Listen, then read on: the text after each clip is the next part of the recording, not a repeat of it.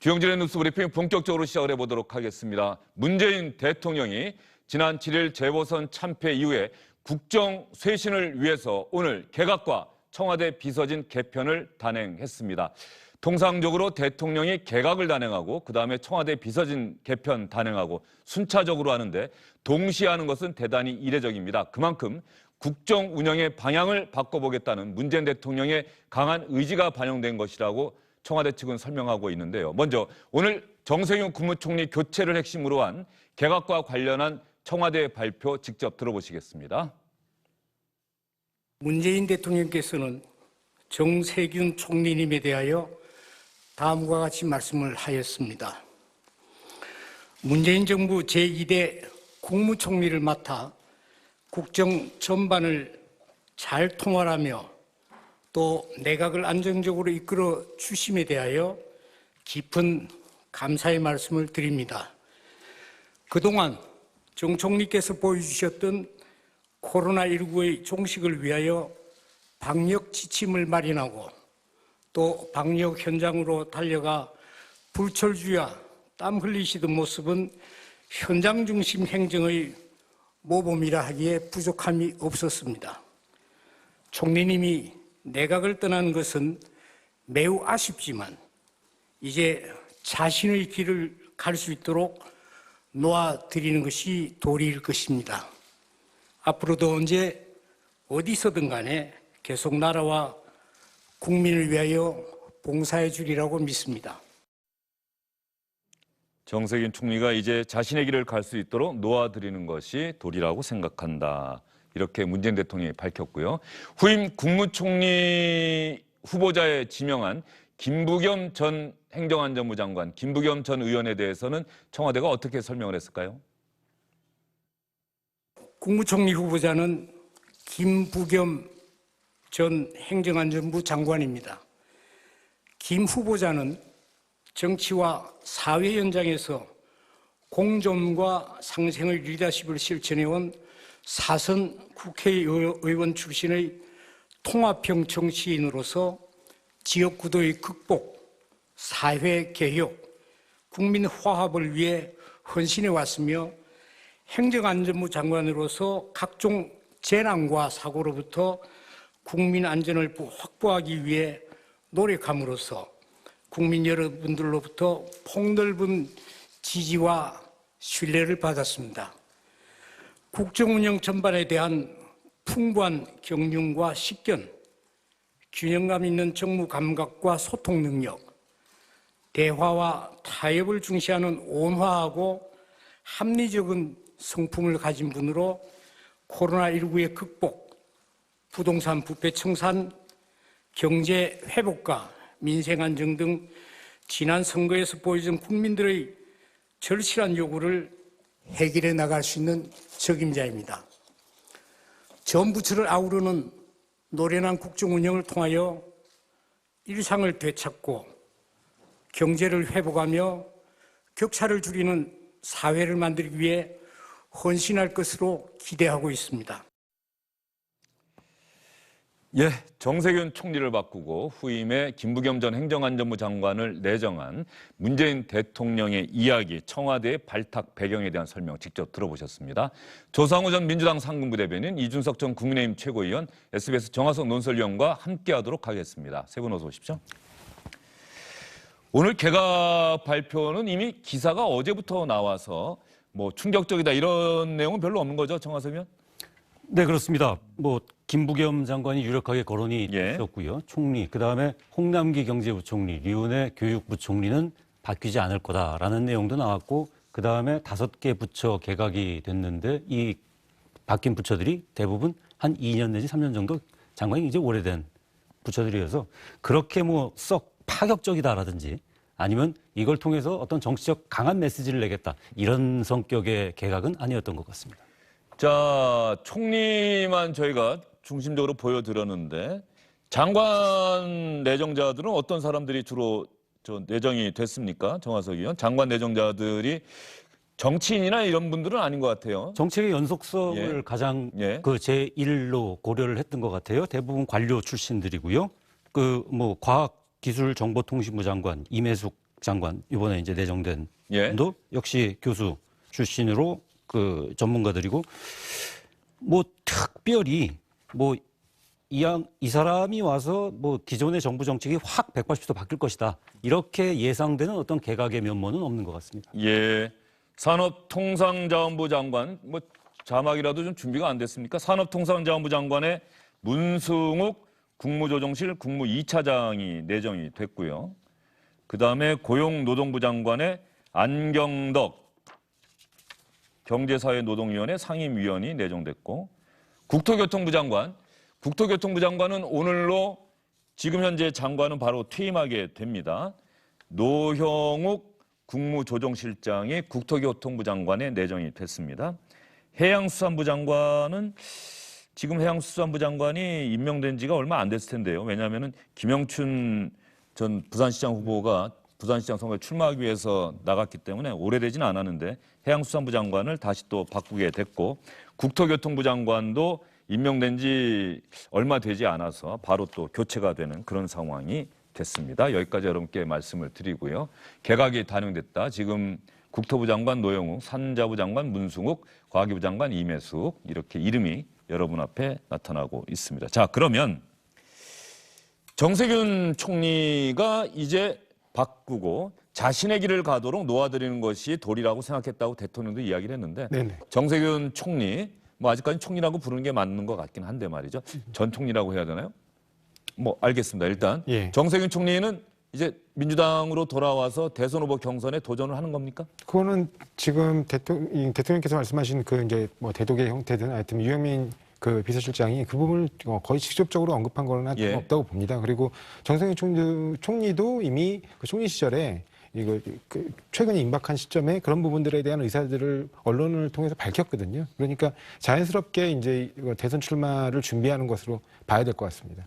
정세균 총리가 이른바 지금 현재 민주당의 대선 후보 경선은 각종 여론조사 보면은 이재명 경기지사가 좀 앞서 나가고 있고 이낙연 전 대표는 좀 떨어지는 추세란 말이죠. 네. 그래서 정세균 총리가 이른바 친문 성향의 마음을 대변하는 그래서 이재명 지사의 대항마가 될 수도 있지 않겠느냐는 전망과 기대 섞인 전망이 민주당 안에 있는데 어떻게 보세요? 일단은 뭐 정세균 총리 입장에서는 어떻게 보면 지지층이 겹치는 부분이 있지 않습니까? 기존 이낙연 총리와 함께. 그래서 그런 부분에서 이낙연 전 총리가 지금까지 담아내왔던 어떤 그 지지율을 이번 기회에 자신이 가져오겠다. 뭐 그런 생각은 분명히 있을 겁니다. 근데 좀 아쉬운 점은 이제 본인의 이름을 좀 이렇게 내세워서 이른바 세균 이런 이름을 내세워서 이번에 사실은 코로나 방역에 대해서 본인이 충분히 성과를 내고 그 부분에서 국민들에게 평가를 받아서 사실은 뭔가 지금까지 약간 정치되었던 지지율 반전을 이뤄낼 계획이었을 텐데 그런 부분들이 깔끔하게 마무리되지 못한 상태에서 어떤 대선 스케줄이라는 어떤 시간적 한계에 밀려서 이제 좀 나올 수밖에 없는 그런 상황으로 보이거든요. 그래서 이런 부분으로 국민들한테 어떤 또 다른 모멘텀을 가져가 주지 않는 한 지금 단계에서는 뭔가 이렇게 뭔가 지지율을 확 끌어올리기가 좀 어렵지 않을까 그렇게 생각합니다. 예, 지금 말씀 들어보니까 정세균 총리가 되고 나서 국회 인준 절차를 마치고 나서 여러분 아마 기억나실지 모르겠습니다. 대구에서 지난해 2월에 코로나19 확진자들이 폭발적으로 증가할 때 대구에 상주하면서 코로나 방역을 진두지휘했었던 그 장면이 떠오르는데 정세균 총리, 국무총리로서의 마지막 날 일정 역시 코로나19 사태와 관련된 것이었습니다. 정세균 총리가 오늘 아침 방대본 회의에서 했던 이야기를 여러분 함께 들어보시죠.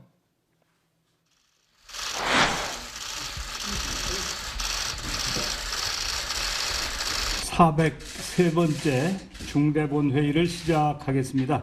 지금 이 순간에도 생업의 어려움을 감내하며 소중한 일상을 양보해가며 방역에 힘을 모아주고 계신 국민 여러분 한 분 한 분께 한없는 경의를 표합니다. 전국의 의료진과 공직자 여러분께도 감사와 격려의 마음을 전합니다.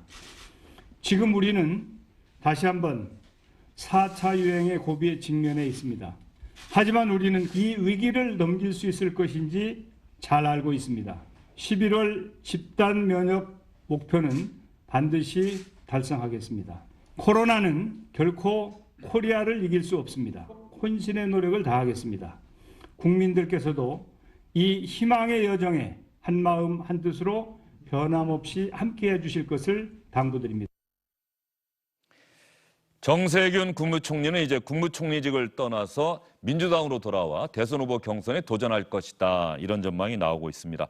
코로나는 코리아를 이길 수 없습니다. 저 이야기가 아마 정세균 총리가 대선 후보 경선에 도전하는 가장 핵심적인 단어가 아닐까 싶은데 조금 전에 부대변인이 말씀하신 것처럼 코로나19 상황이 안정된 것이 아니라 좀 악화된 상황이어서 그런 측면에서 과연 시청자분들께서 또 유권자들이 어떻게 생각하실지는 좀 두고 봐야 되겠습니다. 자, 그러면 국무총리 후보자로 지명된 김부겸 전 행정안전부 장관, 김부겸 전 의원, 아마 여기 계신 세 분이 다 잘 아는 분일 것 같은데 정화석 의원, 김부겸 전 의원은 어떤 정치인입니까?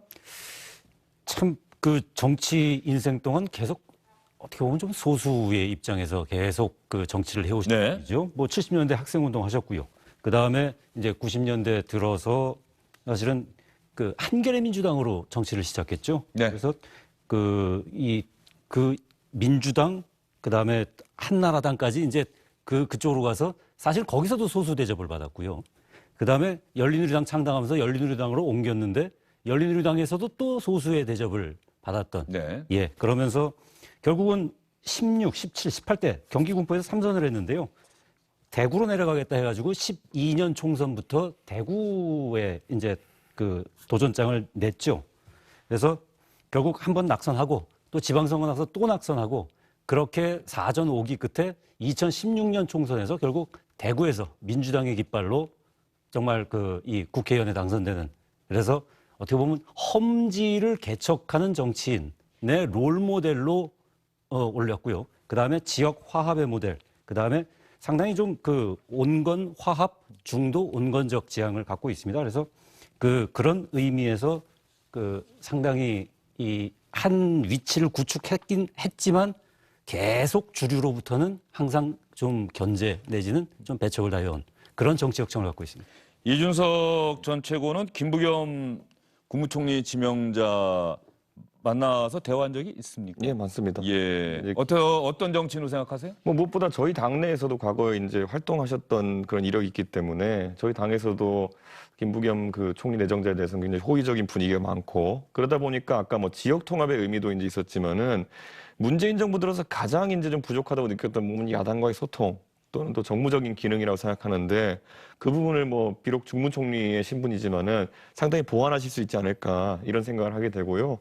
뭐 정책 방향 측면에서도 보면은 과거에 계속 이제 대구에서 출마하셨던 이력이 있기 때문에 민주당 주류의 어쨌든 정책 결과는 다소 다르게 어쨌든 보수도 관심 가질 만한 그런 언급들 많이 하셨기 때문에 저는 확실히 국민통합형 총리가 되실 수 있는 분이다 이렇게 생각하고, 아마 굉장히 뭐 저희 당에서도 당을 초월해가지고 기대가 있는 분들이 많을 겁니다. 예. 김부겸 국무총리 지명자 어떤 정치인인지에 대해서는 여러분께 설명을 해드렸고요. 오늘 오전에 잠깐 통화가 됐는데 국무총리 지명자가 된다면 글쎄 어떤 총리가 되고 싶은가, 또 국회 인준 절차까지 맞춰야겠죠. 그런저런 이야기를 나누긴 했는데 이 이야기는 좀 조심스러우니까 잠시 뒤에 여러분께 말씀드리도록 하고요. 주영진의 뉴스 브리핑에 당대표 경선 때 아마 출연을 했었습니다. 김부겸 국무총리 지명자가 주영진의 뉴스 브리핑에 출연했을 때 어떤 이야기를 했는지, 김부겸 국무총리 지명자는 노무현 전 대통령이 갔던 길을 자신도 따라가겠다. 그런 정치인들이 많습니다. 김부겸, 김영춘, 민주당에 이런 정치인들이 꽤 있는데 말이죠. 김부겸 국무총리 지명자의 과거 발언 여러분 한번 들어보시죠. 노 대통령이 저를 계속 꾸짖었을 때 너희들은 말이야 뭔가 좀 결기를 가지고 안 하고 말이야 뭐 적당히 하다가 주저앉으라고 많이 혼을 내셨거든요. 그때 가장 무서운 현실은 우리 정치를 가로막고 있는 이 지역주의라는 벽, 이거 한번 넘어보자고 해서 갔습니다. 갔는데 지난번에 거기 제 호소를 들어주셨고, 지금은 뭐 아직 모르겠습니다만은 또 제 마음을 잃지 않았다는 것을 보여드리고 또 대구의 미래 세대를 위한 준비를 차근히 해보자고 또 호소드릴 작정입니다. 이번에 이제 대구 선거를 끝나고 보니까 우리 당에 대해서 여러 가지 어떤 그 비판적인 목소리를 가진 그 국민들과 우리 사이에 생각보다 간극이 아주 넓더라고요.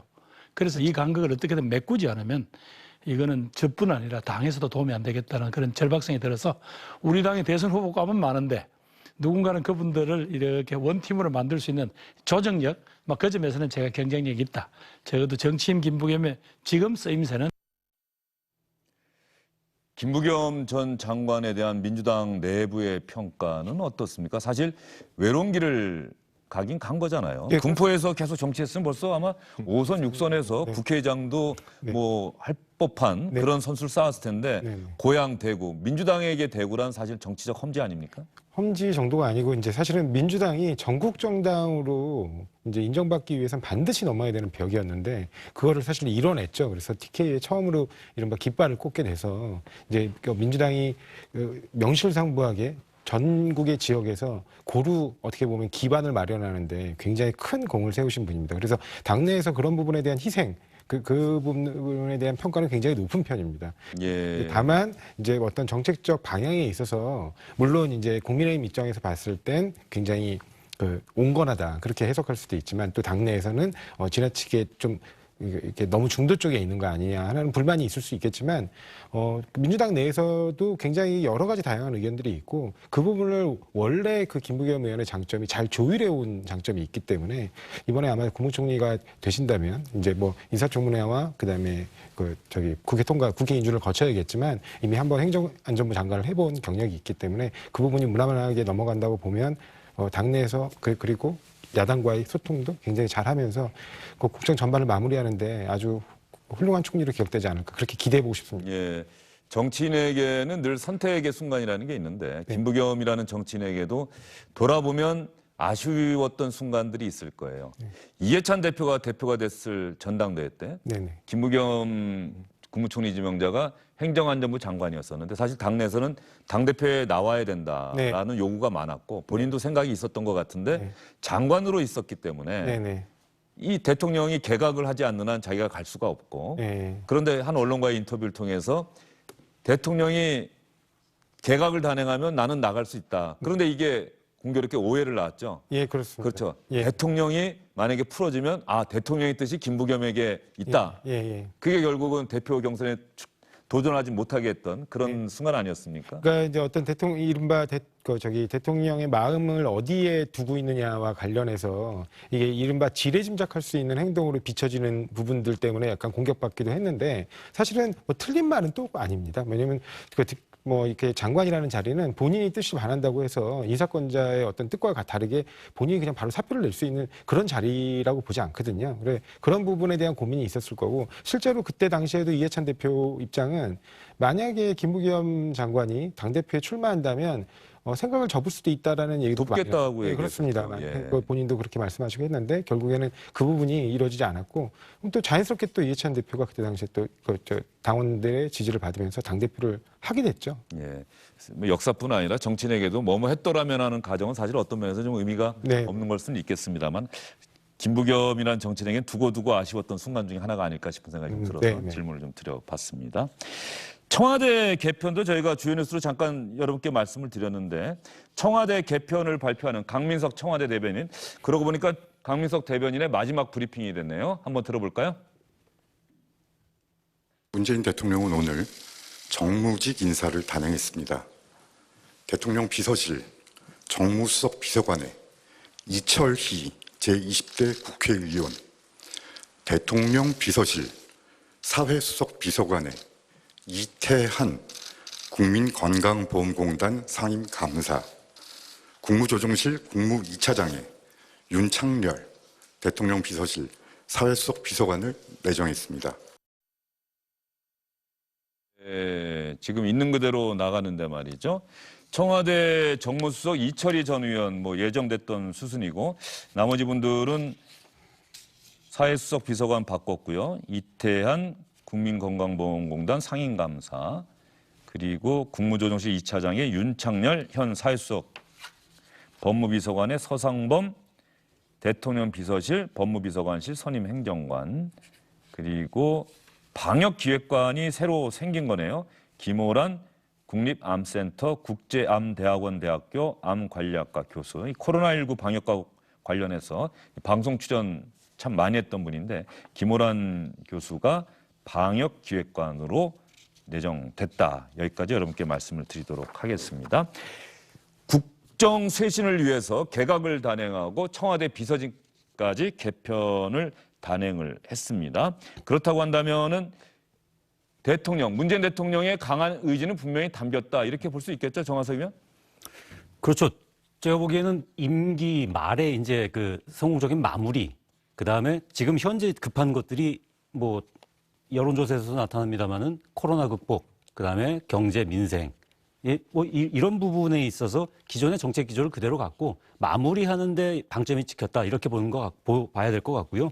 뭐 정무수석 비서관의 이철희 의원을 내정한 것도 그 연장선 상에서 그러니까 정권 말의 임기 마무리를 얼마나 야당과 소통을 하고 그다음에 당정청이 화합을 해가면서 할 것인가 이런 부분에 대한 고민이 담긴 개각 같습니다. 예. 안녕하십니까. 주영진입니다. 더 많은 뉴스와 라이브 이벤트를 보고 싶으시다면 화면 오른쪽을 눌러서 구독해 주시기 바랍니다. 저희 SBS 앱을 다운로드 받으시면 뉴스 속보 알림도 받아보실 수 있습니다. 텔레비전으로도 SBS 뉴스, 유튜브로도 SBS 뉴스 잊지 마시기 바랍니다.